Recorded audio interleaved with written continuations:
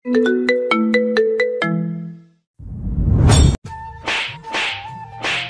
আমাকে জড়িয়ে ধরেছিস কেন? তোকে কি বলেছিলাম আমাকে জড়িয়ে ধরার জন্য?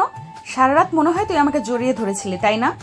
রাফি কোনো কথা বলতে যাবে এমন সময় রিয়া আবারও রাফির গালে ঠাস ঠাস করে 3টা চড় মারল। রিয়ার রেগে যাওয়ার কারণটা না হয় আস্তে আস্তে জানতে পারবেন, গল্পের সাথে থাকেন। তোর কি একটু শরম করলো না সারা রাত মামাতো বোনকে জড়িয়ে ধরে ঘুমাতে? শরম করবে কিভাবে? তোর মতো লুচ্চা ছেলেদের আমার খুব ভালো করেই চেনা আছে। সত্যি করে বল, রাতে কি কি করেছিস আমার সাথে? রিয়া আপু, আমি তোমার সাথে কোনো কিছু করি নাই। ডাক্তার বলেছে যে তোমার নাকি 107 ডিগ্রি জ্বর।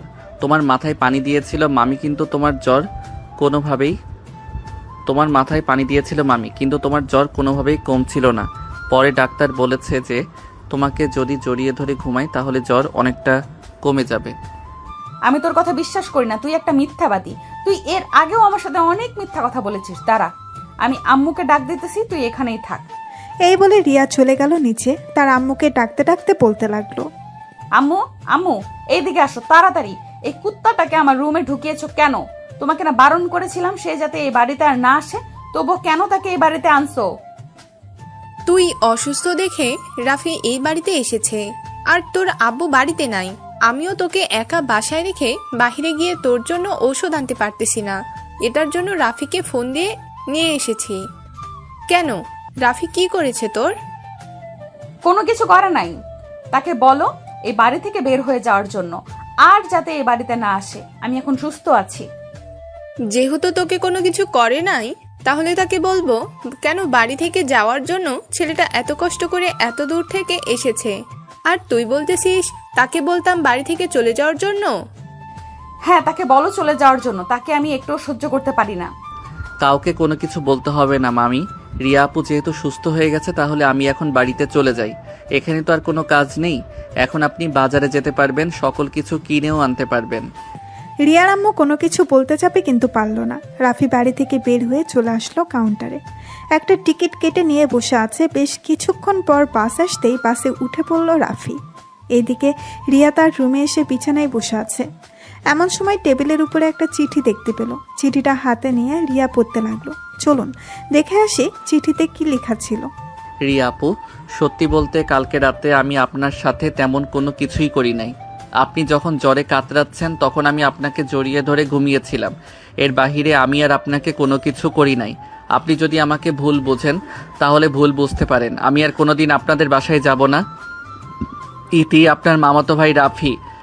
রিয়া চিঠিটা পড়ে চিঠিটা ছিঁড়ে ফেলে মনে মনে বলতে লাগলো, সে আমাকে জড়িয়ে ধরে ঘুমিয়েছে, আবার চিঠিতে লিখে গিয়েছে। ওর কত বড় সাহস! দাঁড়া, আমি আর একটু সুস্থ হই, এরপর তোকে দেখতেছি। এইসব মনে মনে বলতেছে রিয়া। এদিকে রাফি চলে আসলো বাসায়। কলিং বেল দিতেই রাফির আম্মু এসে দরজা খুলে দিল। রাফিকে দেখে বলতে লাগলো, কি রে রাফি, তুই না তোর মামাদের বাসায় গিয়েছিলি রিয়াকে দেখার জন্য, আজকে চলে আসলি যে?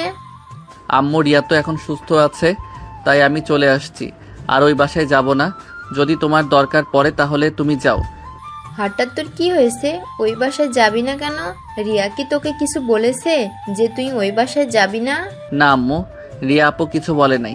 এমনিতেই আমি যাব না। এই বলে রাফি চলে আসলো তার রুমে। দরজাটা লাগিয়ে দিয়ে ফ্রেশ হয়ে বিছানায় শুয়ে আছে। বারবার রিয়ার কথাগুলো মনে পড়তেছে, কিন্তু সে তো কোনো কিছুই করে নাই। তবুও তার কেমন যেন নিজেকে অপরাধী অপরাধী মনে হচ্ছে। এসব ভাবতে ভাবতে কখন যে ঘুমিয়ে গেছে রাফি টের পেল না। বিকেলে তার ফোনের রিংটোনের শব্দে ঘুমটা ভেঙে গেল। ঘুম থেকে উঠে ফ্রেশ হয়ে চলে আসলো নিচে। খাওয়া দাওয়া করে চলে গেল 3 রাস্তার মোড়ে। গিয়ে দেখে তার বন্ধু ওরা বসে আছে। রাফিকে দেখে সৌরভ বলতে লাগলো, কিরে, মামার বাসায় গেলি মামাতো বোনকে কি করে আসলি? শুনলাম তো আন্টি বললো যে তোর মামাতো বোন অসুস্থ, এটার জন্যই তুই গিয়েছিস। তুই যাওয়ার পরে মনে হয় তোর মামাতো বোন ভালো হয়ে গেছে, তাই না রে? সৌরভ, তুই একটু চুপ করবি? আমার একদম এসব কথা ভালো লাগতেছে না।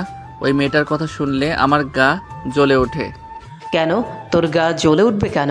কি করেছে তোর মামাতো বোন যে তোর গা জ্বলে উঠতেছে? নাকি রাতে আবার এটিস পিটিস করেছিস যে সকালে একটু চুম্মাচাটি করে দিয়েছে, এটার জন্য তুই রেগে গিয়েছিস? এটার জন্য আমি রেগে যাই নাই, আমাকে মিথ্যা অপবাদ দিয়েছে। এটার জন্য আমি রেগে তাদের বাসা থেকে চলে এসেছি। আর কোনোদিন তাদের বাসায় যাব না। সে আসলেও আর কোনোদিন তার সাথে কথা বলবো না। ও আচ্ছা, এই ব্যাপার। আর এইসব কিছু না, ঝগড়াঝাটি হবে জামাই বউর মাঝে, এটা তো সিম্পল। জামাই বউ মানে তুই কি বলতে চাইছিস বুঝিয়ে বলতো। আমি বলতে চাইতেছি যে তুই তো রিয়াকে বিয়ে করবি, এটার জন্যই তো আমি তোদের দুইজনকে জামাই বউ বললাম। শালা, ওই রাগী বদমেজাজি মেয়েকে আমি বিয়ে করব? যে আমাকে মিথ্যা অপবাদ দিয়েছে আমি তাকে বিয়ে করতে পারবো না। তার সাথে তো কোনোদিন কথাই বলবো না, আবার বলতেছি যে বিয়ে। আচ্ছা, দেখা যাবে কত দূর জল এগিয়ে যায়। তুই তো আবার একটু অন্য টাইপের, মানে তুই তো আবার প্লে বয়, যা খুশি তাই করতে পারিস। আচ্ছা সত্যি করে একটা কথা বলতো, কালকে তুই কার সাথে ঘুমাইছিস? কার সাথে ঘুমাবো? আলাদাভাবে ঘুমাইছি। দেখ মামা, আমাদেরকে এত কিছু বোঝানোর দরকার নেই। তোমার মুখ দেখেই আমরা বুঝে ফেলি তুমি কার সাথে ঘুমাইছো আর কার সাথে ঘুমাও নাই। এখন ঝটপট করে বলে ফেলো, রাতে কি করেছো তোমার ওই রাগী মামাতো বোনের সাথে? এক সৌরভ, এখন কিন্তু আমার রাগ উঠে যাইতেছে। বেশি কথা বললে তোর মুখে কিন্তু ঘুষি মেরে দিব। চুপচাপ চা খাইতেছিস, চা খা। হ্যাঁ, বুঝে বুঝে মনে রং লাগছে, এই জন্যই তো তুই আমাদের কিছু বলবি না। না বল, আমরা তোর বাসর রাত্রে সবকিছু দেখে নিব তুই কি করিস। ঠিক আছে, তোরা ওই সময় যা খুশি তাই করিস, কিন্তু এখন আমাকে কোনো কিছু বলতে পারবি না। এমনিতেই রাগে মাথা গরম হয়ে আছে। রাফিকে আর কেউ কিচ্ছু বলল না। এদিকে রাফি সন্ধ্যা অবধি আড্ডা দিয়ে চলে আসলো। বাসায় কলিং বেল দিতেই রাফির আম্মু এসে দরজা খুলে দিল। রাফিকে দেখে বলতে লাগলো, কি রে, বাইরে গেছিস? আমাকে একবারও বলে যাস নাই কেন? আমি তো ভাবছিলাম তুই ঘুমিয়ে আসিস। তোর রুমে গিয়ে দেখি তুই নেই। কেন, বাহিরে কাজ ছিল নাকি? না, বাইরে কাজ ছিল না, এমনিতেই জিজ্ঞেস করলাম। আমাকে সব সময় বলে যাবি কোথায় যাস। আর তোর বোন কল দিয়েছিল, বলেছে যে কালকে গিয়ে তাকে নিয়ে আসার জন্য। কালকে নাকি তাদের কলেজ বন্ধ দিয়ে দেবে। আচ্ছা, কালকে নিয়ে আসবো নে গিয়ে। এখন আমি রুমে গেলাম। এই বলে রাফি চলে গেল তার রুমে। ফ্রেশ হয়ে বসে আছে এমন সময় রাফির ফোনটা বেজে উঠল। তাকিয়ে দেখে তার বোন ফারিয়া কল দিয়েছে। কলটা রিসিভ করতেই ওই পাশ থেকে ফারিয়া বলতে লাগলো, কি রে রাফি, কেমন আছিস? আমাকে তো ভুলেই গেছিস। আমি যে তোর বোন এটা তো তোর মনেই নাই। আমি যেহেতু ফোন দেই না, তুমি তো ফোন দিতে পারো। তুমি ফোন দাও না কেন? আমি তো সময় পাই না ফোন দেওয়ার জন্য। তুই তো সারাদিন আজাইরা ঘুরে বেড়াস, কলেজে তো মনে হয় ঠিক মতো যাস না। এখন প্রতিদিন কলেজে যাই। তোমাকে কে বলেছে যে আমি কলেজে যাই না? এখন আমি প্রতিদিন কলেজে যাই। সো এক কাজ করো, কালকে কয়টার সময় গিয়ে নিয়ে আসতে হবে আমাকে একটু মেসেজ করে জানিয়ে দিও। কালকে তো মনে হয় কলেজে যেতে পারবো না।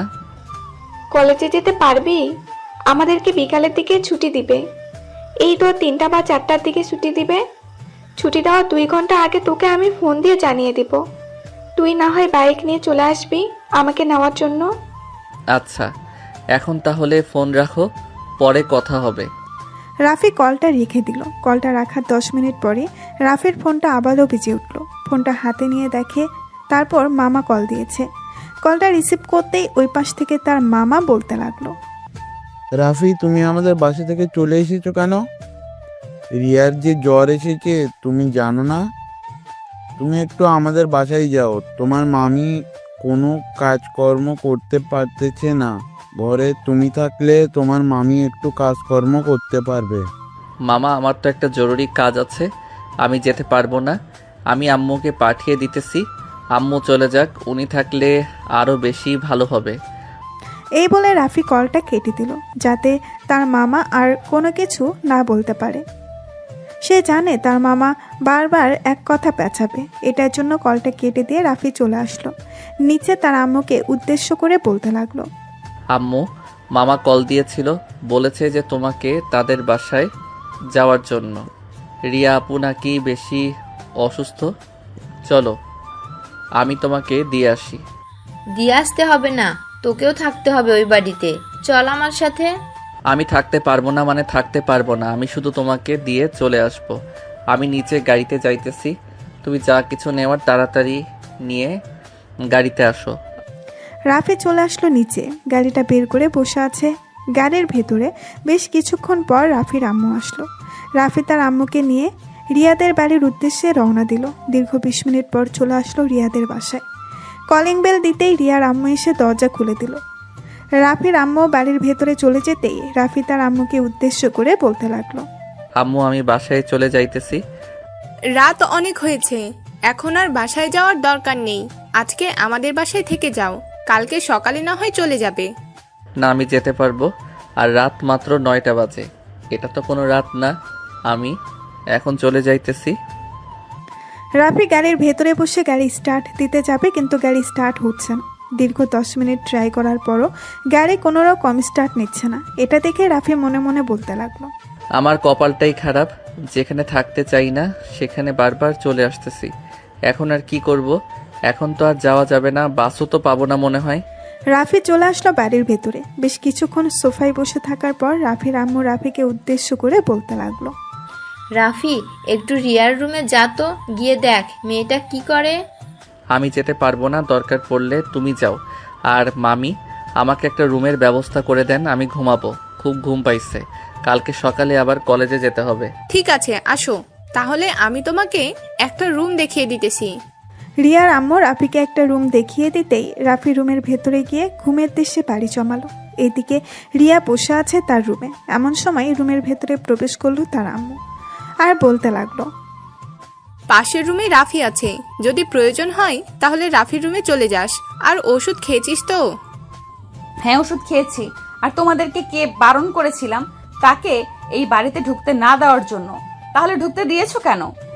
আরে তোর মামিকে নিয়ে এসেছে, গাড়িটাও নষ্ট হয়ে গেছে, তাই আর বাড়িতে যেতে পারে নাই। এই বলে রিয়ার আম্মু চলে আসলো নিচে। এইদিকে রিয়া তার রুমে বসে বসে গান শুনতেছে। এমন সময় কি যেন মনে করে চলে আসলো রাফির রুমে। আস্তে আস্তে করে রাফির রুমে ঢুকে দরজাটা লাগিয়ে দিল। রাফির মুখের দিকে একভাবে তাকিয়ে আছে রিয়া, কিন্তু হঠাৎ এরকম করতেছে কেন সে নিজেও বুঝতে পারছে না। বেশ কিছুক্ষণ এইভাবে যাওয়ার পর রিয়া বলতে লাগলো, এই রাফির কাছে আসলে আমার বুকের ধুকপুকানি বেড়ে যায় কেন?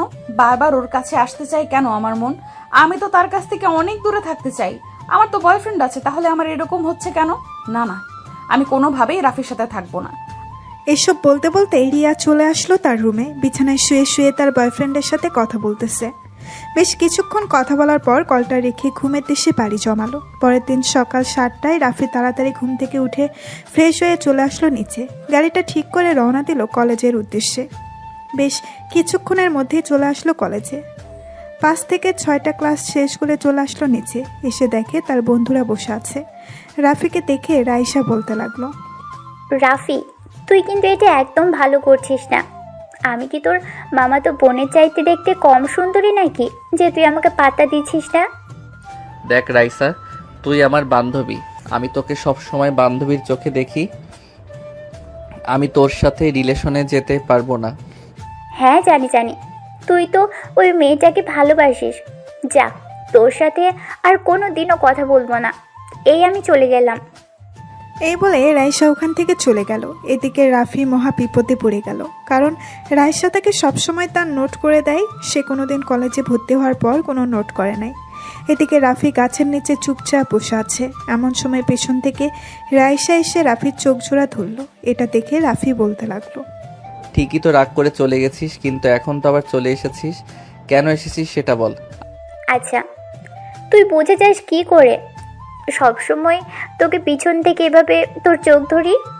আমি জানি তুই সব সময় এইভাবে চোখ ধরিস, আর তোর হাতের আঙুলগুলো অনেক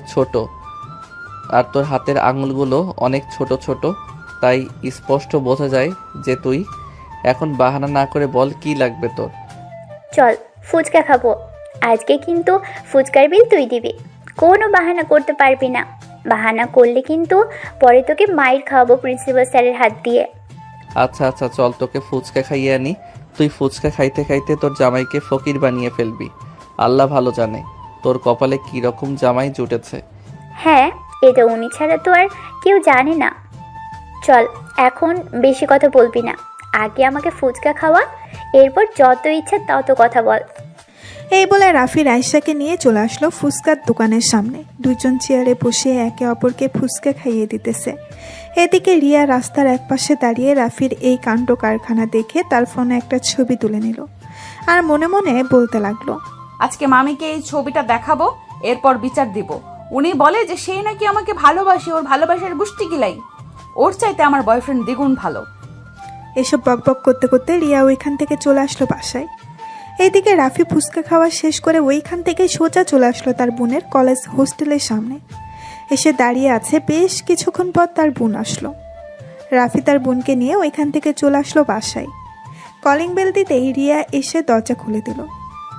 রাফি রিয়াকে দেখিয়ে বলতে লাগলো, কি ব্যাপার, আপনি এইখানে কি করেন? আপনার তো এখানে থাকার কথা না। হ্যাঁ, আমি এখানে থাকার কথা না, এইখানে এসেছি একটা প্রয়োজনে, আমার কাজ শেষ, তাই আমি এখন চলে যেতেছি। আর তোর বিচার আমি খুব শীঘ্রই করতেছি। বেশিবার বেড়ে গেছিস, তাই না? এই বলে রিয়া দাঁতের দাঁত কিরমিরিয়ে ওইখান থেকে চলে গেল তাদের বাসায়। এদিকে ফারিয়া রাফিকে উদ্দেশ্য করে বলতে লাগলো, কিরে রাফি, তুই রিয়া আপুর সাথে কি করেছিস? উনি ওই রকম করছে কেন তোর সাথে? জানি না গো আপু, আমি তো কোনো কিছুই করি নাই। যদি কোনো কিছু করতাম তাহলে তো তোমাকে সব সময় সব কিছু বলতাম। আচ্ছা, আমি রিয়া আপুর কাছ থেকে জেনে নিবনি তুই কি করেছিস এমন। এখন রুমে যা, গিয়ে ফ্রেশ হয়ে নিচে আয়, খাওয়া দাওয়া করবি। আচ্ছা, আমি ফ্রেশ হয়ে আসতেছি, তুমিও যাও ফ্রেশ হয়ে আসো, একসাথে খাওয়া দাওয়া করব। রাফি, তোর আজকে ঘরে ভাত নেই, তুই আজকে ঘরে খাবার খেতে পারবি না? কেন আম্মু, আমি আবার কি করেছি? ঘরে খাবার খেতে পারবো না কেন? রাফির আম্মুর মুখে এমন কথা শুনে ফারিয়া সিঁড়িতে দাঁড়িয়ে গেল। তার আম্মুর দিকে অবাক দৃষ্টিতে তাকিয়ে ফারিয়া বলতে লাগলো, কি ব্যাপার আম্মু, তুমি রাফিকে খাবার দিবে না কেন? রাফি কি করেছে যে তাকে খাবার দিবে না? কি করেছে এটা না হয় তুই পরে জানতে পারবি। তুই তোর রুমে যা, ফ্রেশ হয়ে এরপর নিচে আয়, আমি খাবার দিতেছি। ফারিয়া ওইখান থেকে চলে গেল তার রুমে। এদিকে রাফি তার রুমে না গিয়ে চলে আসলো বাহিরে। তার বাইক নিয়ে বাড়ি থেকে চলে আসলো। তার বন্ধুদের আড্ডাখানায় এসে দেখে সবাই বসে আছে। হঠাৎ এই সময় রাফিকে দেখে সবাই অবাক হয়ে গেল আর বলতে লাগলো, কিরে রাফি, তুই হঠাৎ এখানে বাসায়, কোনো সমস্যা হয়েছে নাকি? এই সময় তো তুই কখনো বাড়ির বাইরে কি বাড়ির চৌকাঠও পার হয়ে আসিস না। আর বলিস না, রিয়া আপু আম্মুর কাছে কি যেন বলেছে, এখন আম্মু আমাকে বাড়িতে খাবার দিতেছে না। আমি তো কালকে রিয়া আপুর সাথে তেমন কোনো কিছুই করি নাই, না তো তাকে কোনো কিছু বলেছি আর না তো তাকে কোনো কিছু করেছি। সকাল হতেই তো আমি গাড়ি ঠিক করে চলে এসেছি। কলেজে ওনার সাথে তো দেখাও হয় নাই। তাহলে তোর সাথে ওই মেয়েটা এমন করে কেন? ওই মেয়েটার তো বয়ফ্রেন্ড আছে।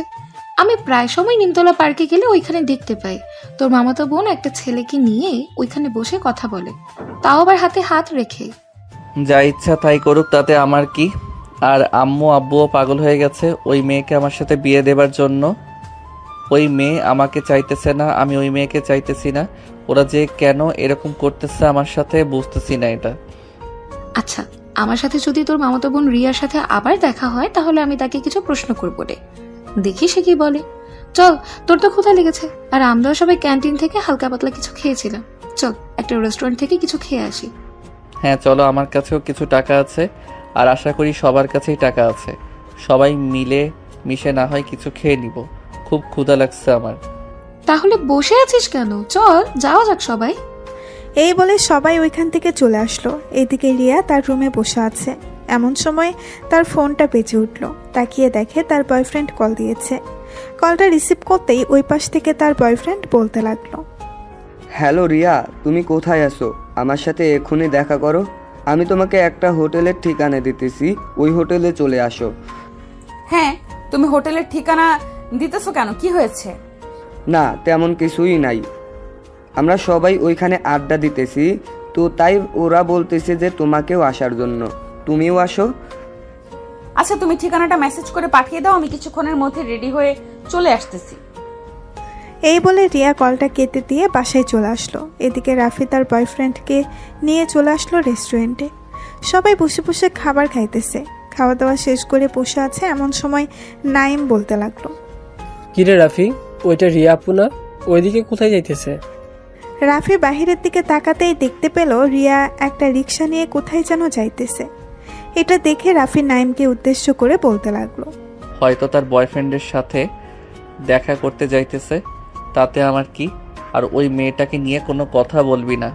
সবাই সবার টাকা বের করো। রাফির কথা শুনে সবাই সবার টাকা বের করে দিয়ে দিল রাফির কাছে। এদিকে ওয়েটার হিসাব দিয়ে চলে গেল ওইখান থেকে। রাফির টাকা দিয়ে বাকি সবাইকে নিয়ে চলে আসলো আবারও কলেজ মাঠে। এদিকে রিয়া তার বয়ফ্রেন্ডের দেওয়া লোকেশনে চলে আসলো। এসে দেখে রিয়াজ দাঁড়িয়ে আছে। রিয়াজকে দেখে রিয়া বলতে লাগলো, কি ব্যাপার, তুমি আমাকে এই হোটেলে ডেকেছো কেন? সবাই ভিতরে আমাদের জন্য অপেক্ষা করতেছে, চলো এরপর গিয়ে দেখতে পারবে। রিয়া রিয়াজের সাথে চলে আসলো একটা হোটেল রুমে। এসে দেখে সবাই বসে আছে। রিয়াকে দেখে সবাই কৌশল বিনিময় করলো।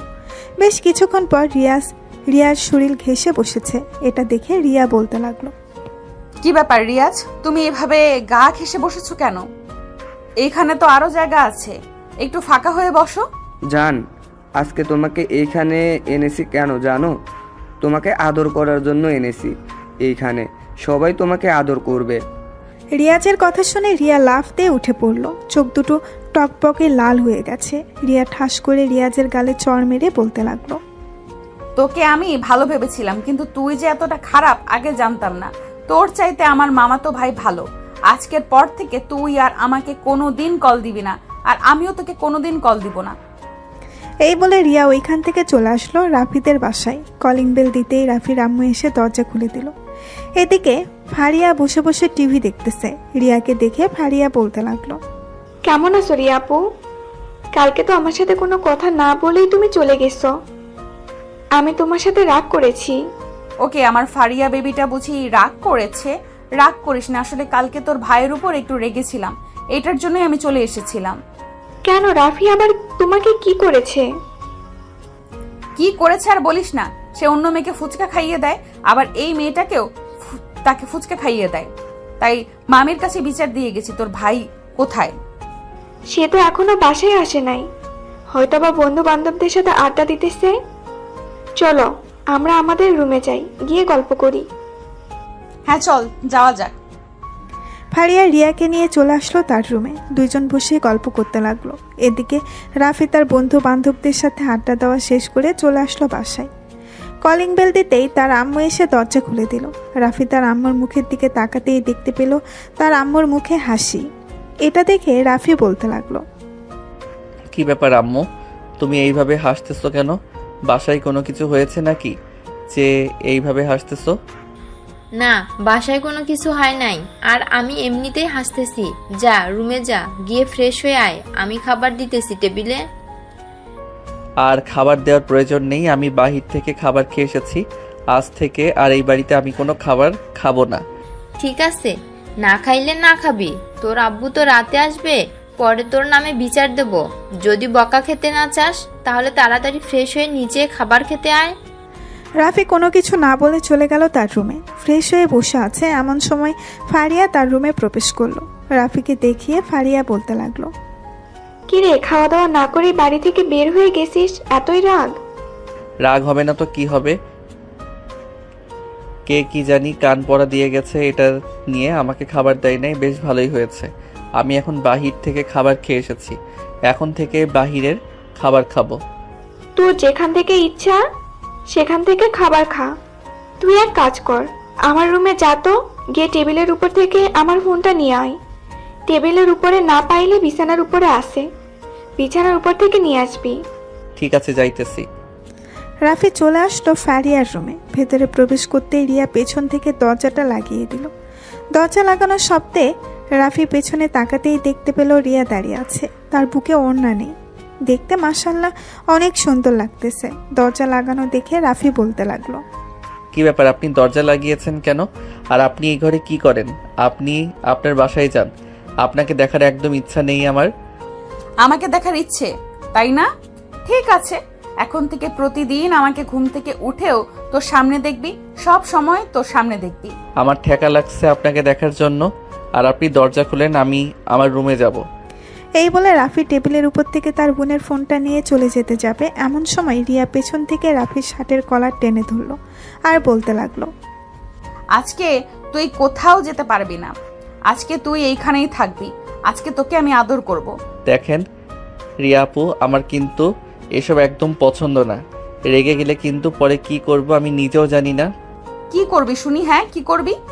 এই বলে রিয়া বারবার রাফির শরীরে হাত দিতেছে। এটা দেখে রাফি ঠাস করে রিয়ার 2 গালে 2টা চর মেরে দিল আর বলতে লাগলো, বেয়াদব মেয়ে, চলে যা আমার সামনে থেকে, আর কোনোদিন যেন তোকে না দেখি। মামাতো বোন আছিস, মামাতো বোনের মতো থাকবি। বাড়াবাড়ি করলে আরো 2-3টা কানের নিচে লাগিয়ে দিব। এই বলে রাফি চলে আসলো তার রুমে। ফোনটা ফারিয়াকে দিয়ে বসে আছে। ফারিয়া রাফির মুখের দিকে তাকাতেই দেখতে পেল রাফির রাগে পুরো মুখ লাল হয়ে গেছে। এটা দেখে বলতে লাগলো, কি রে রাফি, কি হয়েছে? তোর মুখে এভাবে লাল হয়ে আছে কেন? রিয়া আপু কি তোকে কিছু করেছে? একদম চুপ, কোনো কথা বলবে না। ওই মেয়েকে এই বাড়িতে জায়গা দিয়েছে কে? ওই মেয়েকে গিয়ে বলো আমাদের বাড়িতে যেতে, আর কোনোদিন যেন না আসে। ফারিয়া কোনো কিছু বলতে যাবে এমন সময় রিয়া রাফির রুমে প্রবেশ করে রাফির উপর ঝাঁপিয়ে পড়ল। রাফিকে বিছানায় ধাক্কা দিয়ে ফেলে দিয়ে রাফির ঠোঁটচোরা কামড়ে ধরল। রাফি বারবার রিয়াকে সরানোর চেষ্টা করতেছে, কিন্তু পারতেছে না। এদিকে ফারিয়া তো হাঁ করে তাকিয়ে আছে দুইজনের দিকে, কি বলবে বুঝে উঠতে পারতেছে না। বেশ কিছুক্ষণ পর রিয়া বলতে লাগলো, আমাকে 2টা চর মারছস, মাত্র তো শুনলাম। আমাকে 2টা চর মারছস, মাত্র তো শুরু করলাম। আরো কত কিছু করব, তুই শুধু রেডি থাকিস। রাতে আবার আসতেছি, রেডি থাকিস তুই। তোর এমন অবস্থা করব না তো তুই কোনো কথা বলতে পারবি না। ঠিক আছে, দেখা যাইবে। আমার রুমে ত্রিসীমানাও যেন আসতে পারবে না। এই বলে রিয়া ওখান থেকে চলে গেল তাদের বাসায়। এদিকে ফারিয়া রাফির দিকে হাঁ করে তাকিয়ে আছে। এটা দেখে রাফি রেগে গিয়ে বলতে লাগলো, মেয়েটা যখন আমার উপরে উঠেছিল তখন তুমি কি বাধা দিতে পারো নাই? বাধা দিলে কি হতো? আমি কি আর জানতাম এরকম একটা পরিস্থিতি হবে? জানলে তো আরো আগেই বাধা দিতাম। হ্যাঁ জানি, দুইজন প্ল্যান করেছো, তা না হলে তো বাধা দিতে তুমি। কাল থেকে আমি এই বাড়িতে থাকবো না, যেখানে ইচ্ছা সেখানে থাকবো, দরকার পড়লে রাস্তায় থাকবো, তবুও এই বাড়িতে আসবো না। তোমাদের জ্বালায় আমি অতিষ্ঠ হয়ে যাইতেছি। এই বলে রাফি চলে গেল ওয়াশরুমে। এদিকে ফারিয়া রাফির রুমে বসে না থেকে চলে আসলো। নিচে এসে দেখে তার আম্মু কাজ করতেছে। তার আম্মুকে উদ্দেশ্য করে ফারিয়া বলতে লাগলো, আম্মু, তোমরা কি ধরে নিয়েছো যে রাফির সাথে রিয়ার বিয়ে দিবে, নাকি একবারে পাকা কথা বলে ফেলেছ? তাদের বিয়ের পাকা কথা তো আগে থেকেই বলা আছে। কেন, কি হয়েছে? রাফি কিছু বলেছে নাকি? না, কিছু বলেই নাই। তবে তাদেরকে না করে দাও, না হলে কিন্তু রাফি রিয়া আপুকে কখন কি করে বসে তার কোনো ঠিক নেই। কেন হঠাৎ তুই এই কথা বলতেছিস কেন? রিয়া কিছু করেছে নাকি রাফিকে?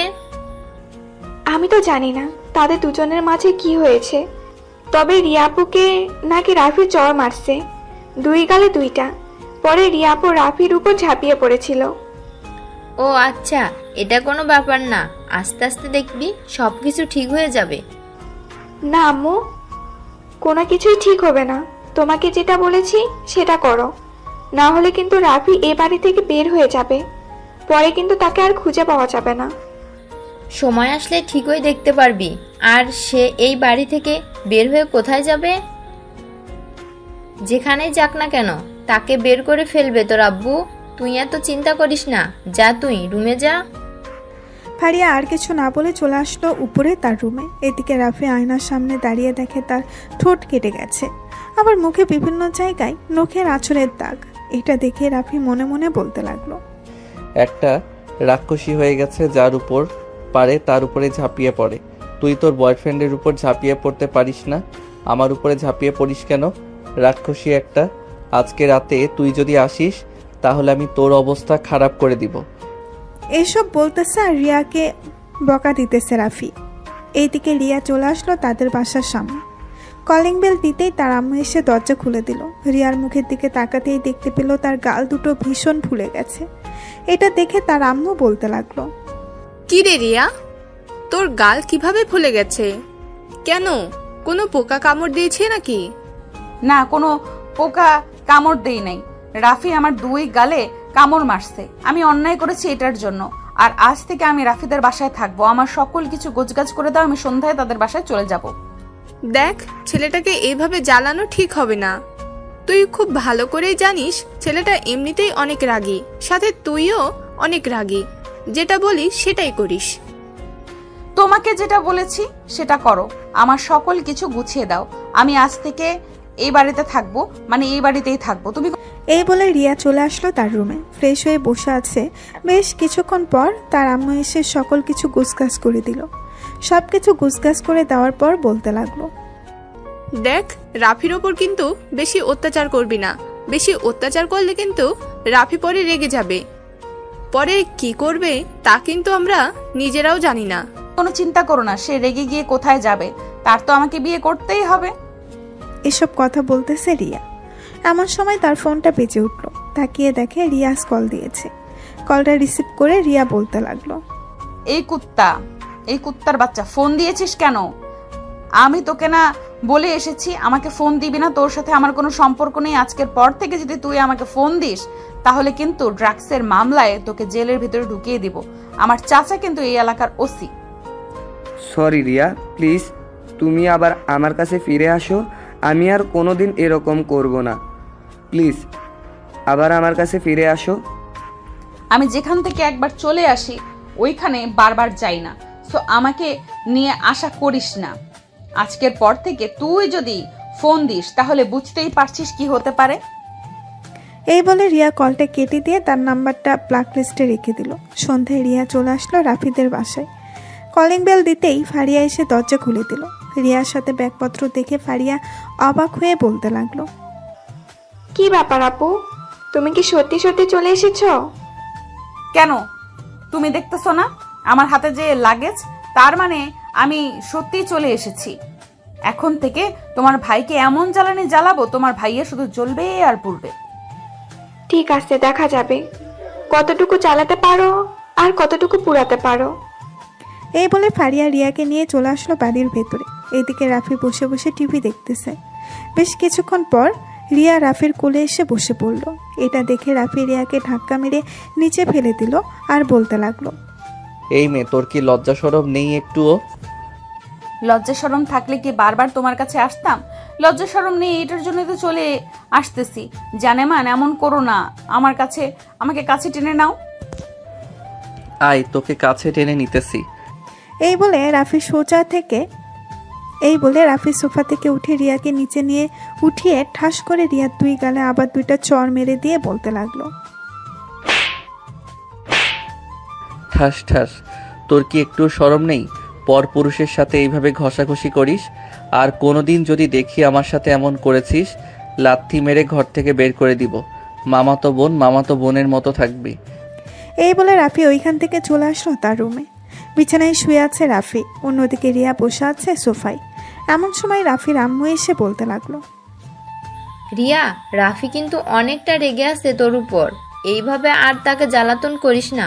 কয়েকটা দিন যাক, এরপর জ্বালাতন করিস। এখন রুমে যা, গিয়ে ফ্রেশ হয়ে আয়, রাত হয়েছে অনেক। রিয়া চলে আসলো রুমে। ফ্রেশ হয়ে বিছানায় বসে মনে মনে বলতে লাগলো, আমার গালে চর মারছস চারটা, এইটার জন্য তো শাস্তি পেতেই হবে তোকে। আজকে রাতে তোকে এমন শাস্তি দিব, তুই আমাকে চিনিস না আমি কতটা রাগী। এসব মনে মনে ভাবতেছে রিয়া। এমন সময় তার রুমের ভেতরে প্রবেশ করলো ফারিয়া আর বলতে লাগলো, আম্মু ডাকতেছে খাবার খাওয়ার জন্য, তুমি নিচে যাও, আমি ভাইয়াকে নিয়ে আসতেছি। ঠিক আছে, আমি নিচে যাইতেছি, তুমি তোমার ভাইকে নিয়ে আসো। রিয়া চলে গেল নিচে। এদিকে ফারিয়া তার রাফির রুম দেখে রাফি শুয়ে শুয়ে গান শুনতেছে। রাফিকে উদ্দেশ্য করে বলতে লাগলো, ভাইয়া, আব্বু ডাকতেছে খাবার খাওয়ার জন্য, নিচে আসো তাড়াতাড়ি, না হলে কিন্তু আব্বু রেগে যাবে। রেগে গেলে তো খুব ভালো করেই জানো, আব্বু কি বলতে পারে তোমাকে। তুই নিচে যা, গিয়ে বল আমি ফ্রেশ হয়ে আসতেছি। ঠিক আছে, আমি নিচে গিয়ে বলতেছি, তুমি তাড়াতাড়ি ফ্রেশ হয়ে আসো। ফারিয়া চলে গেল নিচে। এদিকে রাফি 10 মিনিট পর নিচে গিয়ে দেখে সবাই খাওয়া শেষ, কিন্তু রিয়া এখনো খাবার নিয়ে বসে আছে। এটা দেখে রাফি কিচ্ছু বলল না, চুপচাপ খাবার টেবিলে গিয়ে বসে পড়ল। রাফি, তুই মেয়েটার সাথে এমন করিস কেন? মেয়েটার সাথে ভালো ব্যবহার তো করতে পারিস। আজ থেকে আর মেয়েটার সাথে খারাপ ব্যবহার করবি না। আম্মু, তাকে বলে দিও সে যাতে আমার সাথে কোনো কথা না বলে বা আমার রুমে না যায়। রুমে গেলে কিন্তু পরে কি করব সে নিজেও জানে না। ঠিক আছে, আমি বলে দেবো নে, সে যাবে না তোর রুমে। রিয়া, তুমি কিন্তু রাফির রুমে যাবে না। ঠিক আছে, আমি আর রাফির রুমে যাব না, তবে কাল থেকে কিন্তু আমাকে বাইক দিয়ে কলেজে নিয়ে যেতে হবে।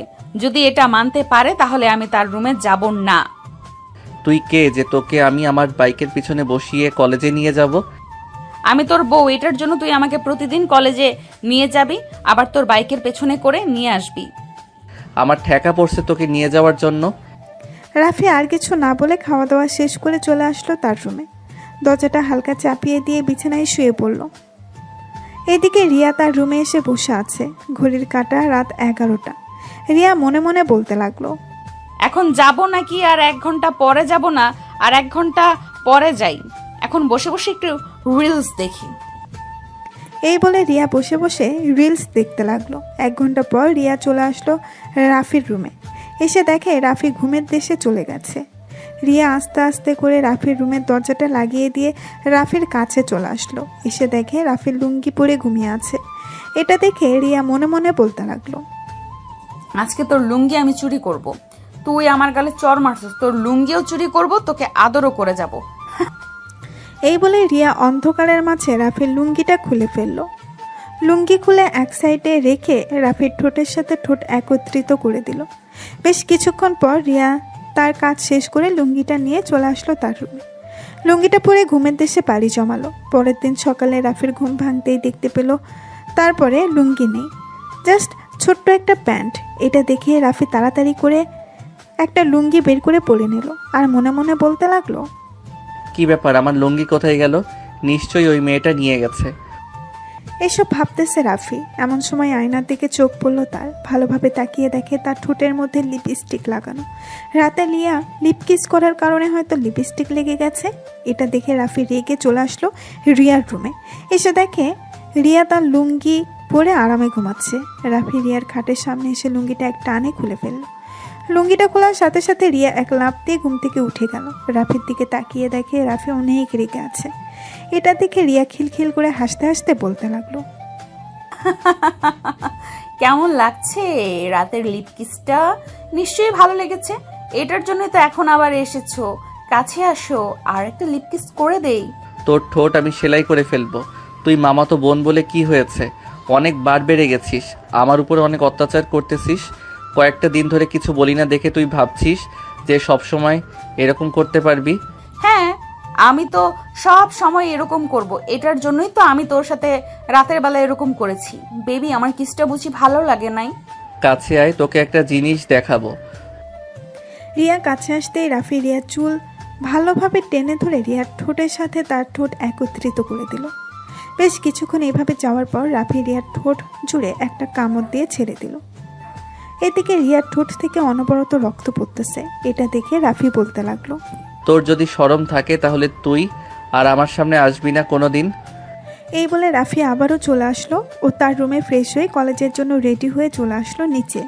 এসে দেখে তার আম্মু আব্বু বসে আছে খাবার টেবিলে। রাফি গিয়ে খাবার টেবিলে বসে পড়তেই তার আব্বু বলতে লাগলো, কিরে রাফি, আমি এসব কি শুনতেছি? তুই নাকি রিয়াকে তোর সাথে নিয়ে কলেজে যাবি না? তাকে নিয়ে যদি তুই কলেজে না যাস তাহলে তোরও লেখাপড়া বন্ধ। ঠিক আছে, আমিও পড়ালেখা করব না আর এই বাড়িতে থাকবো না। আমি চলে যাইতেছি এখনই বাড়ি থেকে। এই বলে রাফি খাবার টেবিল থেকে উঠে যেতে যাবে এমন সময় সিঁড়ি দিয়ে রিয়া নামতে নামতে বলতে লাগলো, থাক, রাফিকে আর যেতে হবে না, আমি এই বাড়ি থেকে চলে যেতেছি। এই বলে রিয়া রাফির আম্মুর কাছ থেকে বিদায় নিয়ে চলে গেল। এদিকে রাফি খাওয়া শেষ করে যেই উঠতে যাবে এমন সময় তার আব্বু আবার বলতে লাগলো, রাফি, রিয়া যেহেতু এই বাড়ি ছেড়ে চলে গেছে তাহলে তুইও এই বাড়ি ছেড়ে চলে যা। তোরও এই বাড়িতে থাকার কোনো দরকার নেই। রাফি কোনো কিছু না বলে চলে আসলো তার রুমে। ব্যাগপত্র গুছিয়ে নিয়ে নিচে আসতেই তার বোন ফারিয়া বলতে লাগলো, কি ব্যাপার ভাইয়া, তুমি কোথায় যাইতেছো ব্যাগপত্র নিয়ে? আমি এই বাড়ি ছেড়ে চলে যাইতেছি, আর এই বাড়ির কেউ যাতে আমাকে ফোন না দেয়। ফারিয়া, আমাকে ছেড়ে দে। এই বলে রাফি ফারিয়ার কাছ থেকে চলে আসলো বাহিরে। রাস্তার এক পাশ দিয়ে হেঁটে যাইতেছে। বেশ কিছু দূর যাওয়ার পর একটা রিক্সা পেল। রিক্সায় উঠে চলে আসলো মিরপুর 4 নম্বর সেক্টরে। একটা হোটেল বুক করে হোটেলে উঠে পড়ল। সকাল 11টা, রাফি এখনো কলেজে আসে নাই দেখে তার বন্ধু ফোন দিল রাফিকে। হ্যালো রাফি, তুই কোথায় আছিস রে? আজকে কলেজে আসলি না কেন? তোর জন্য তো সবাই অপেক্ষা করতেছে। আমি আজকে কলেজে যেতে পারবো না। আজকে একটা জায়গায় এসেছি, কালকে কলেজে যাব। আর তোর কাছে যদি কিছু টাকা থাকে তাহলে আমার বিকাশে পাঠিয়ে দে তো। তোর কাছে না থাকলে ফারিনের কাছ থেকে নিয়ে আমার অ্যাকাউন্টে পাঠা। কেন, হঠাৎ কি হয়েছে? বাসায় কোনো সমস্যা হয়েছে নাকি? আর তুই কোথায় আছিস? সত্যি সত্যি করে বলতো। আমি যেখানেই থাকি না কেন, তোকে যেটা বলেছি সেটা কর। এই বলে রাফি কলটা কেটে দিল। দুপুর 2টা। রাফি নিচে এসে খাওয়া দাওয়া করে আবার চলে গেল তার কেবিনে। এদিকে নাইম, ফারিন এবং তার বন্ধু বান্ধবীরা বসে আছে। এমন সময় নাইম বলতে লাগলো, হঠাৎ রাফির এমন কি হয়েছে যে আমার কাছ থেকে 10,000 টাকা নিয়েছে? সে তো চাইলেই বাড়ি থেকে টাকা নিতে পারতো। তোর কাছে তো ফারিয়ার নাম্বার আছে, ফারিয়াকে ফোন দিয়ে জিজ্ঞেস কর সে কোথায় আছে, তাহলে তো তাকে খোঁজা যাবে। ভালো কথা বলছিস, আমি ফারিয়াকে ফোন দিয়ে জিজ্ঞেস করতেছি রাফি কোথায় গেছে। এই বলে নাইম ফোন দিল ফারিয়াকে। বেশ কিছুক্ষণ পর ফারিয়া কলটা রিসিভ করলো। কলটা রিসিভ করতেই ওপাশ থেকে ফারিয়া কলটা রিসিভ করে বলতে লাগলো, হ্যালো নাইম ভাইয়া, আপনাদের সাথে কি রাফি আছে নাকি সে বাড়ি থেকে বের হয়ে গেছে? তার ব্যাগপত্র নিয়ে কোথায় গেছে তা জানি না। সে তো আমাদের সাথে নেই, কিছুক্ষণ আগে আমার কাছ থেকে 10,000 টাকা নিয়েছে। তুমি রাফিকে ফোন দিয়ে জিজ্ঞেস করো তো সে কোথায় আছে, বাকিটা আমরা পরে খুঁজে নিতেছি। ভাইয়ার ফোন বন্ধ, আমি কয়েকবার ফোন দিয়েছিলাম, ফোন বন্ধ করে রেখেছে, হয়তো আশেপাশেই আছে। বাইক নিয়ে যাই নাই, বাইক নিয়ে গেলে হয়তো দূরে চলে যাইতো। আচ্ছা, আমরা দেখতেছি সে কোথায় আছে। রাফিকে নিয়ে চিন্তা করো না, রাফিকে খুঁজে বের করে ফেলবো। এই বলে নাইম কলটা কেটে দিল। কলটা কেটে দিয়ে ফোন দিল রাফিকে, কিন্তু রাফির ফোন বন্ধ। বেশ কয়েকবার ট্রাই করার পরেও কল রিসিভ করলো না, বারবার বন্ধ বলল। এমন সময় ফারিন বলতে লাগলো, নাইম আমার এক বড় ভাই, পুলিশে চাকরি করে। আমি তাকে ফোন দিয়ে বলছি যে এই নাম্বারের লোকেশনটা কোথায় আছে বের করে দেওয়ার জন্য, দেখি উনি বের করে দিতে পারে কিনা। দেরি করতেছিস কেন তুই? তাড়াতাড়ি ফোন দিয়ে দেখ সে কোথায় আছে। বাড়ি থেকে বের হয়ে গেছে আর আমাদেরকে একবারও জানাই নাই। আমাদেরকে জানালে কি আমাদের বাড়িতে নিয়ে যাইতাম না? এসব হাজারো কথা বলতেছে নাইম। এইদিকে ফারিন ফোন দিল তার এক বড় ভাইকে, যে পুলিশে চাকরি করে। বেশ কিছুক্ষণ পর রাফির লোকেশনটা বের করে ফেললো। বের করার পর নাইম এবং বাকি সবাই চলে আসলো হোটেলে।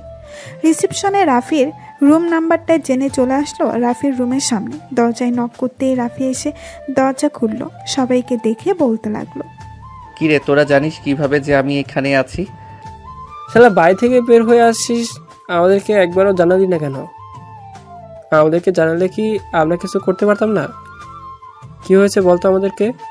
আর বলিস না রিয়া, 2-3 দিন ধরে আমার উপরে অনেক অত্যাচার করতেছে। মেয়েটা তো এমনিতেই অনেক রাগী, আবার কি কি করে সেটা তো নাই বললাম। মেয়েটা তো রাগী? ও আচ্ছা, এক কাজ কর, আমাদের সাথে আমাদের বাসায় চল, বাকিটা পরে দেখতেছি। ঠিক আছে, চল তাহলে যাওয়া যাক। এই বলে রাফি হোটেল থেকে চেক আউট করে ওইখান থেকে চলে আসলো নাইমদের বাসায়। কলিং বেল দিতেই নাইমের আম্মু এসে দরজা খুলে দিল আর বলতে লাগলো, বাহ, অনেকদিন পর তোমরা সবাই এসেছো, ভালোই তো। যাও রুমে যাও, আমি তোমাদের জন্য চিকেন ফ্রাই বানিয়ে আনতেছি। নাইম সবাইকে নিয়ে চলে গেল তার রুমে। সবাই বসে কথা বলতেছে। এমন সময় ফারিন রাফিকে উদ্দেশ্য করে বলতে লাগলো, রাফি, আমার মাথায় একটা আইডিয়া আছে, যদি এই আইডিয়া অনুযায়ী কাজ করা যায় তাহলে ধরে নে রিয়া তোকে আর বিরক্ত করবে না। তাড়াতাড়ি বল কি কি করতে হবে, বাকিটা আমি বুঝে নিতেছি। তাহলে সবাই শোন, আমি বলছি।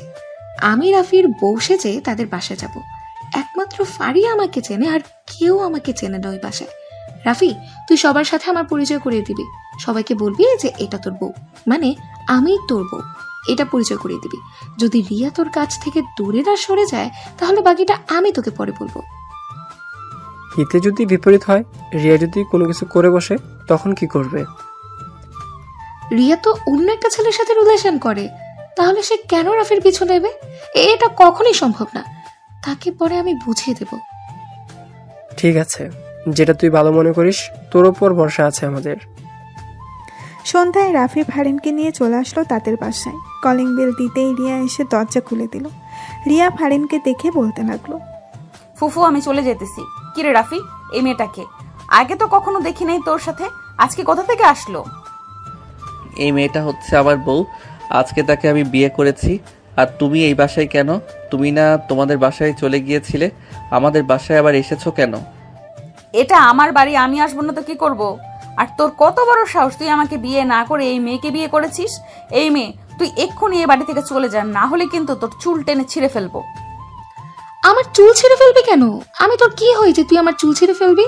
আর রাফি, এই মেয়েটাকে? ফারিন, এই মেয়েটা হচ্ছে আমার মামাতো বোন। সে আমাকে বিয়ে করার জন্য অনেক পাগল ছিল, কিন্তু আমি তাকে বিয়ে করি নাই।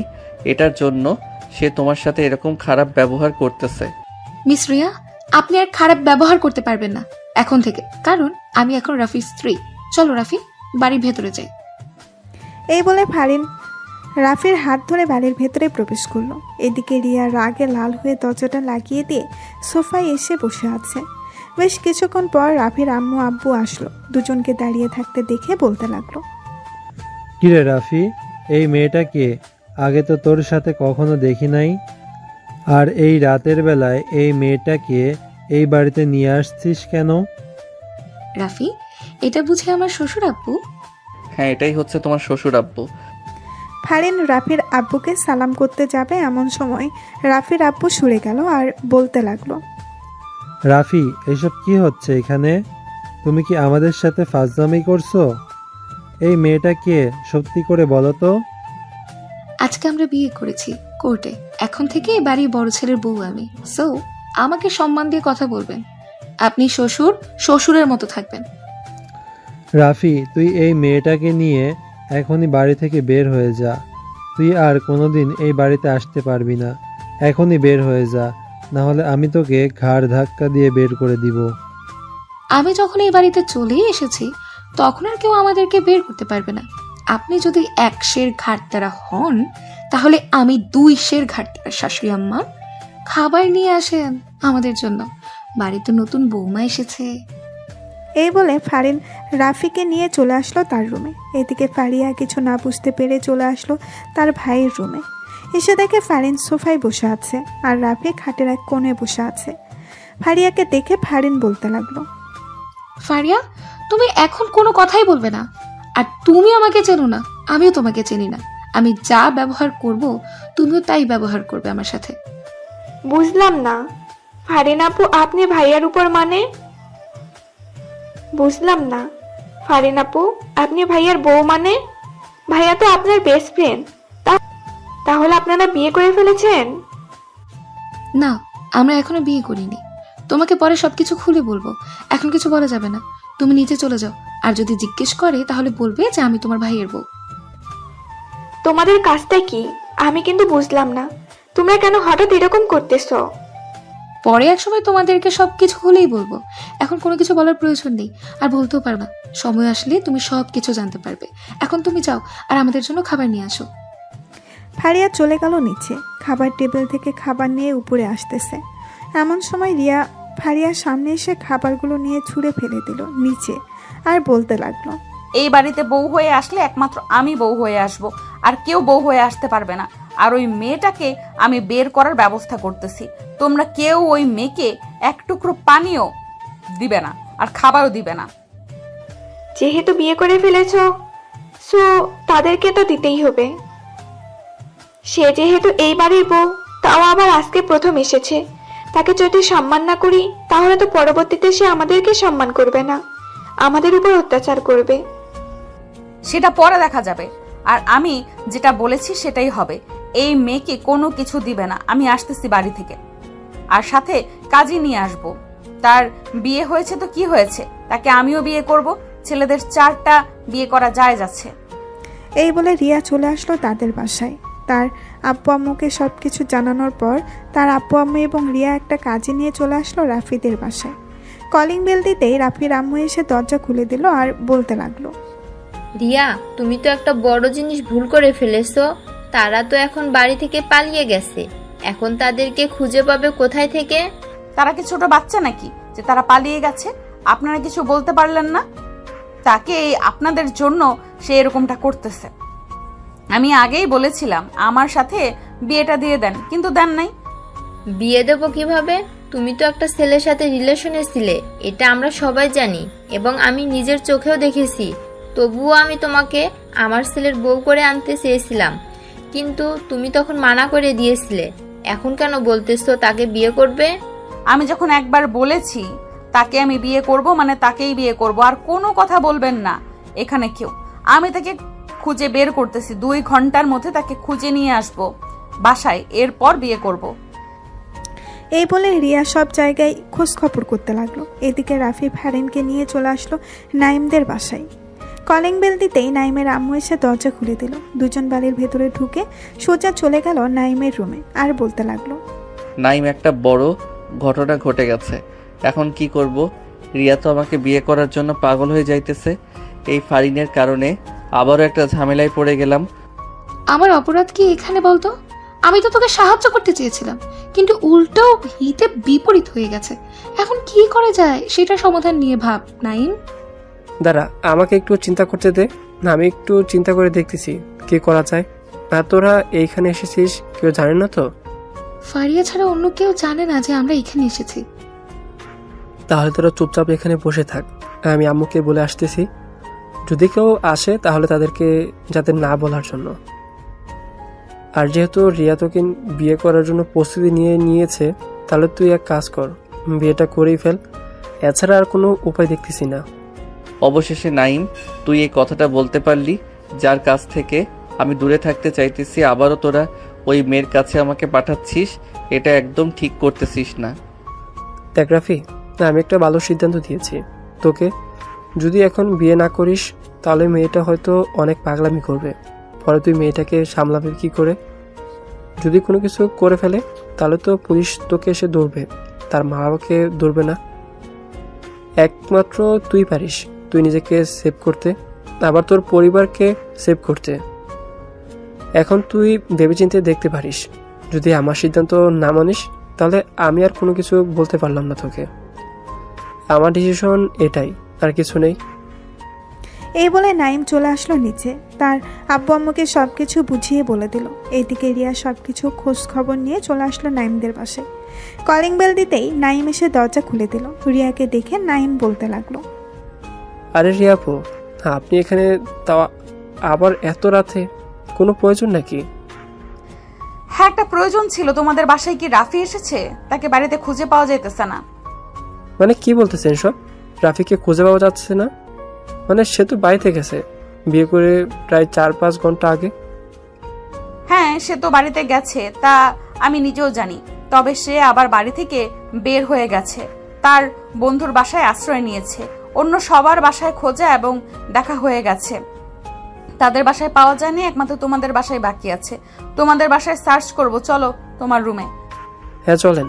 আমি কি আর আপনার সাথে মিথ্যা কথা বলবো যে রাফিকে আমি লুকিয়ে রেখেছি?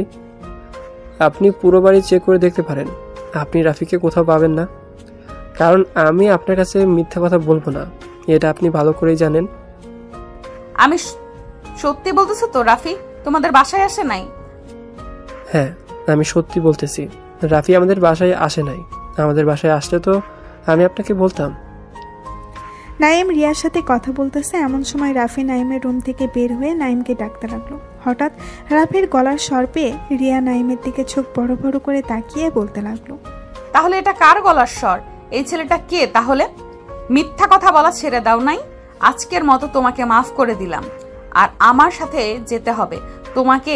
রাফিদের বাসায় আজকে আমাদের বিয়ে হবে। তার তো বিয়ে হয়ে গেছে, তাহলে আবার বিয়ে হবে কার সাথে? তার বিয়ে হয়েছে তো কি হয়েছে, আবার বিয়ে হবে। আমার সাথে ইসলামের দৃষ্টিতে তো 4 বিয়ে করা যায় যাচ্ছে ছেলেদের। সো সে 2টা বিয়ে করবে, আরো 2টা বিয়ে বাকি থাকবে। ঠিক আছে, চলেন তাহলে। রিয়া চলে আসলো রাফির কাছে। রাফির কান ধরে টেনে নিয়ে যেতে যাবে, এমন সময় পেছন থেকে ফারিন বলে উঠল, রিয়া আপু, আপনাকে একটা কথা বলছি, কিছু মনে করবেন না। রাফির সাথে আমার বিয়ে হয়নি। আমি আপনাকে দূর করার জন্য রাফির সাথে বিয়ে করার নাটক করেছিলাম, কিন্তু আপনি রাফির জন্য এতটা পাগল হয়ে গেছেন, আর কি বলবো, সত্যিটাই বলে গেলাম। তার মানে তোমার সাথে বিয়ে হয় নাই রাফির? না, আমার সাথে বিয়ে হয়নি। রাফির বিয়ে হলে তো আমি ওই বাড়িতেই থাকতাম। ওই বাড়ি থেকে চলে এসেছি, সো আপনি বুঝতেই পারছেন যে বিয়ে হয়নি। একদম ভালো কাজ করেছো রাফিকে বিয়ে না করে। যদি বিয়ে করতে তাহলে তোমাকে তো মেরেই ফেলতাম। চল রাফি, আজকে তো এমন অবস্থা করব, একবার বিয়েটা করে নেই এরপর। এই বলে রিয়া রাফিকে নিয়ে চলে আসলো রাফিদের বাসায়। কলিং বেল দিতেই রাফির আম্মু এসে দরজা খুলে দিল। দুজন বাড়ির ভেতরে আসতেই কাজী সাহেব বলে উঠল, ওনাকে মনে হয় জোর করে বিয়ে করা হচ্ছে। জোর করে বিয়ে করা হলে কিন্তু এই বিয়ে জায়েজ হয় না, আর আমিও বিয়ে দিতে পারবো না জোর করে বিয়ে দিলে। টাকলা কাজী, আর একটা কথা বলবি তোর টাক মাথা কিন্তু ফাটিয়ে ফেলবো। চুপচাপ বিয়ে করিয়ে দিয়ে তোর টাকা নিয়ে চলে যা। আমি বিয়ে না করালে আপনি বিয়ে করতে পারবেন না। ছেলে যেহেতু রাজি না, সো আমি বিয়ে করাতে পারবো না। আমার টাকাও লাগবে না, আমি চলে যাইতেছি। কাজী সাহেব চলে যেতে যাবে এমন সময় রাফি কাজী সাহেবকে বলতে লাগলো, কাজী সাহেব বিয়েটা পড়িয়ে দিয়ে যান, না হলে এই মেয়েটা আমাকে মেরেই ফেলবে। আমি এই বিয়েতে রাজি আছি, আপনি বিয়েটা পড়িয়ে দিয়ে যান। রাফির কথা শুনে কাজী সাহেব বিয়েটা পড়িয়ে দিয়ে চলে গেল এখান থেকে বাসায়। রাত 11টা, সবাই খাওয়া দাওয়া করে বসে আছে এমন সময় ফারিয়া বলতে লাগলো, বিয়ে তো করেই ফেলেছ ভাইয়া, তাহলে তোমরা রুমে যাও, রাত অনেক হয়েছে। এখন রুমে যাব না, এখন আমি টিভি দেখব। আমার রুমে যাওয়ার এখন মুড নেই, যখন মুড আসবে তখন রুমে যাব আমি। তোকে 15 মিনিট সময় দিলাম, 15 মিনিটের ভেতরে তুই রুমে আসবি, আমি রুমে যাইতেছি। এই বলে রিয়া চলে গেল রাফির রুমে। দরজাটা হালকাভাবে চাপিয়ে দিয়ে শাড়ি পরতে লাগলো। হালকা মেকআপ, হালকা ঠোঁটের লিপস্টিক, জাস্ট ওয়াও, দেখতে মাশাআল্লাহ অনেক সুন্দর লাগতেছে রিয়াকে। এদিকে রাফি পড়ে গেল বেশ চিন্তায়। সে যদি 15 মিনিট পর না যায় তাহলে তো তার খবর করে ছাড়বে। মেয়েটা তো এমনিতেই অনেক রাগী। এইসব ভাবতে ভাবতে রাফির দেওয়াল ঘড়ির দিকে চোখ পড়তেই দেখতে পেল প্রায় 13 মিনিট হয়ে গেছে। সোফা থেকে উঠে চলে যেতে যাবে এমন সময় ফারিয়া বলতে লাগলো, কি ব্যাপার ভাইয়া, এখন কি তোমার রুমে যাওয়ার মুড হয়েছে? হ্যাঁ, এখন তো যেতেই হবে। আর মাত্র 1.5 মিনিট বাকি আছে, তাড়াতাড়ি যাই, না হলে পরে আমার কবর দিয়ে ফেলবে। এই বলে রাফি তাড়াতাড়ি করে চলে আসলো তার রুমের সামনে। দরজা ঠেলে ভেতরে ঢুকতেই বিছানার উপরে রিয়া বসা দেখে একটু নড়ে চড়ে উঠল। রাফি ভালোভাবে দরজাটা লাগিয়ে দিয়ে সোফায় এসে বসে পড়তেই রিয়া রাগী গলায় বলতে লাগলো, কিরে, তোকে কি সোফায় গিয়ে বসতে বলেছিলাম? চুপচাপ আমার কাছে আয়, না হলে কিন্তু মায়ের একটাও মাটিতে পড়বে না, সব তোর উপরে পড়বে। রিয়ার এরকম রাগী গলার স্বর শুনে তাড়াতাড়ি করে চলে আসলো রিয়ার কাছে। বিছানায় বসে রিয়ার ঘুমটা উঠাতেই দেখতে পেল রিয়াকে। রাফি হাঁ করে তাকিয়ে আছে রিয়ার দিকে। এটা দেখে রিয়া বলতে লাগলো। এই বলে রিয়া যেই শুয়ে পড়তে যাবে এমন সময় রিয়া রাফিকে লাথি মেরে বিছানা থেকে ফেলে দিল নিচে আর বলতে লাগলো, কিরে, এইভাবে কি দেখতেছিস? আমাকে পছন্দ হয় নাই নাকি? পছন্দ না হলে বলতে পারিস, আমি আরো সুন্দরভাবে সেজে আসবো। আর সুন্দরভাবে সেজে আসার দরকার নেই, এমনিতে অনেক সুন্দর লাগতেছে। আর আপনি এখন ঘুমিয়ে পড়েন, আমিও এখন ঘুমাই, রাত অনেক হয়েছে, কালকে আবার কলেজে যেতে হবে। কাল থেকে আর কলেজে যেতে পারবি না, আর কোনো মেয়েদের সাথে আড্ডাও দিতে পারবি না। আগামী 1 মাস তুই এই রুমের ভেতরে থাকবি আর আমাকে আদর করবি যত পারিস। দরকার পড়লে আদর করতে করতে মেরে ফেলবি, তবুও কোনো কিছু বলবো না তোকে। আমাকে জেলে পাঠানোর ধান্দা, তাই না? আমি কেন আপনাকে মারতে যাব? আমার দরকার নেই আপনাকে মারার। তাড়াতাড়ি আদর কর, না হলে কিন্তু আমি অনেক রেগে যাব। রেগে গেলে বুঝতে পারছিস কি হতে পারে। এখন আমার আদর করার মুড নেই, যখন মুড আসবে তখন আমি আদর করব। এখন আমি ঘুমাবো, আমার ঘুম ধরেছে। শেষবারের মতো বলতেছি তোকে, তাড়াতাড়ি আদর কর, না হলে কিন্তু। রাফি বাধ্য হয়ে আস্তে আস্তে করে আবারও বিছানায় উঠে রিয়ার ঘুমটা পুরোপুরিভাবে ফেলে দিয়ে আস্তে আস্তে করে রিয়ার ঠোঁট চোরা তার ঠোঁটের সাথে একত্রিত করে নিল। দীর্ঘ 10 মিনিট এইভাবে লিপ কিস করার পর রাফি আস্তে আস্তে করে এক হাত দিয়ে রিয়ার শাড়িটা খুলতেছে আর এক হাত দিয়ে রিয়ার ব্লাউজের হুকগুলো খুলতেছে। বেশ কিছুক্ষণ পর পুরোপুরিভাবে দুজন উলঙ্গ হয়ে গেল। দুজনের শরীরে এক চিমটিও কাপড় নেই। রাফি নিজেকে আর কন্ট্রোল করতে না পেরে রিয়ার উপরে ঝাঁপিয়ে পড়ল। রিয়ার ঠোঁটে এবং বিভিন্ন জায়গায় লিপ কিস করতেছে আর কামড় দিতেছে আস্তে করে।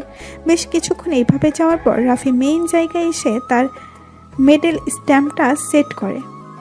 করতেই রিয়া সজোরে চিৎকার করে উঠল আর বলতে লাগলো, রাফি তাড়াতাড়ি বের করো, ব্যথা করতেছে, অনেক ব্যথা করতেছে, তাড়াতাড়ি বের করো। তুমি না বলেছিলে তোমাকে আদর করতে করতে মেরে ফেলার জন্য? আজকে তোমাকে আদর করতে করতে মেরে ফেলবো। আদর সহ্য করতে থাকো। এই বলে রাফি রিয়াকে আদর করতে লাগলো। তারা তাদের আদরের মিশন চালিয়ে যাক। এখন তাহলে আমরা বিদায় নিই। আজকের গল্পটা না হয় এখানেই শেষ করলাম। আবারও দেখা হবে পরবর্তী কোনো গল্পে। ততক্ষণ সবাই ভালো থাকবেন, সুস্থ থাকবেন। ধন্যবাদ।